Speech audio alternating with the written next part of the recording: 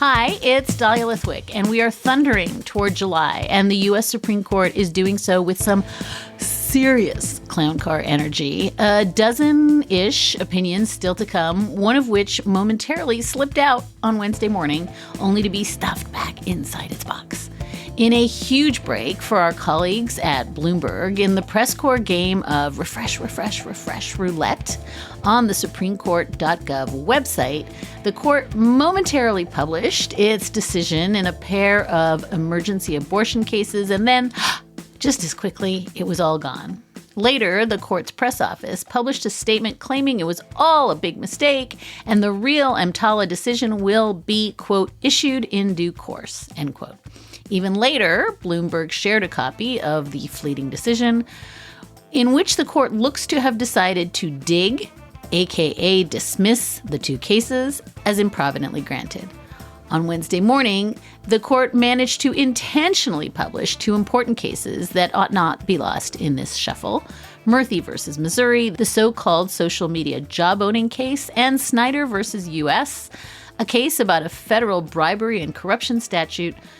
They're both more humdinger than humdrum, in part because of what they signal about what the justices are thinking and feeling in these last few days in June, and also because they just tell us so clearly how very badly the Fifth Circuit truly sucks.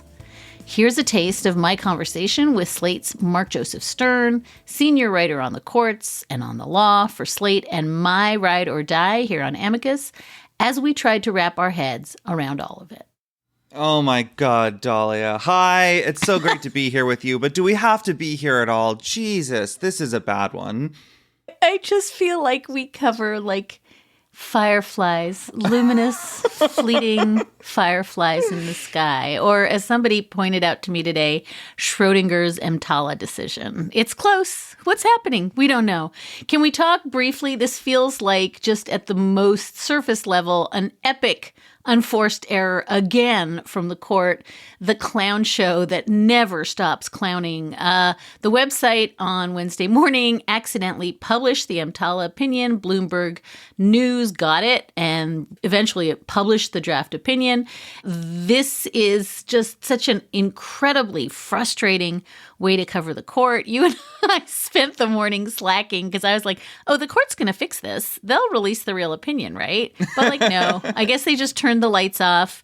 They just went to another historical society dinner. They're very busy not fixing this. And so we're just going to talk about gossip, I guess, until the official opinion comes down, correct? Yeah, because the Supreme Court, it wouldn't ever do something like own up to its own error and then in response simply do the right thing, release the opinion to the public, and let the chips fall where they may. Instead, the Supreme Court says, no, don't look at the man behind the curtain.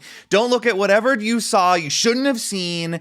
Put it back in the box and walk carefully and slowly away. That is where we are right now. We have an EMTALA opinion that's in the box. I have it in front of me. I am reading it, and yet we cannot say with certainty that it's going to be the final opinion. I think the odds are that it will be, but SCOTUS will not just do what I think obviously is right and proper here, which is to say, okay, it's done, we're releasing it. By the way, Dahlia, I just want a footnote here. They claim they release the opinions when they're done. If this one is really done, why didn't they release it this morning? It sure seems like there may be some political timing to their decisions, and that for whatever reason, they didn't want this one going out today. But we have it, maybe, sort of. So I guess we're going to talk about it. You remember how Justice Alito made no changes in his Dobbs opinion after the draft leak, except to make it meaner? I'm sort of hoping that he can make his dissent here just fractionally meaner before it's released in full. Because, I live for those moments. Maybe he's writing it upside down. Who knows?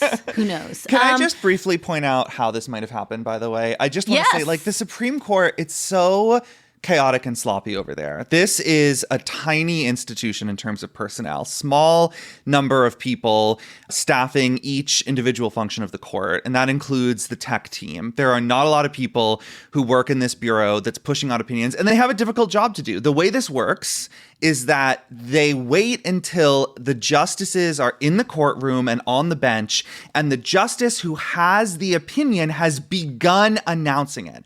At that moment, They start in the press room, handing out the hard copies of the opinions to whoever's in the press room, and begin uploading the opinion on the internet, although there can be something of a lag. So I imagine somebody is using like both of their hands and maybe all of their toes at various keyboards and computers at the same time to do this delicate dance, because God forbid the court like hire anyone else. They always love telling Congress, we didn't spend all the money you gave us. And that's how I think we end up with this clown show. I pity the person who inadvertently released this. They may well get fired. And, you know, surely this was human error. This was not some kind of leak like the Dobbs decision, it seems. Even still, like, this was inevitable. If the court's going to operate so sloppily, deciding only at the very last minute which decisions are definitely going to come down, and then having this mating ritual where everybody has to stomp their feet and flap their wings a certain number of times at just the right moment for the opinion to come down, it's guaranteed to lead to a mess up like this. It's true. Wednesday morning when we were like, there's only one box. There's one box. It's like reading smoke signals. It's like... Do people know even what that means, the one box thing? Let's explain it very quickly. The number of boxes that is announced when SCOTUS is handing out the hard copies to the press is an indicator of how many decisions are coming down. So we have this kind of car crash of way too many opinions to be finished by Friday. And so when we heard it was only one box, that meant it could only be one or two opinions. It was in fact two. And that's the way that we read the tea leaves, which are not really tea leaves because tea leaves are coherent and this is a mess. But that's how we find out what's happening at the highest court of the land.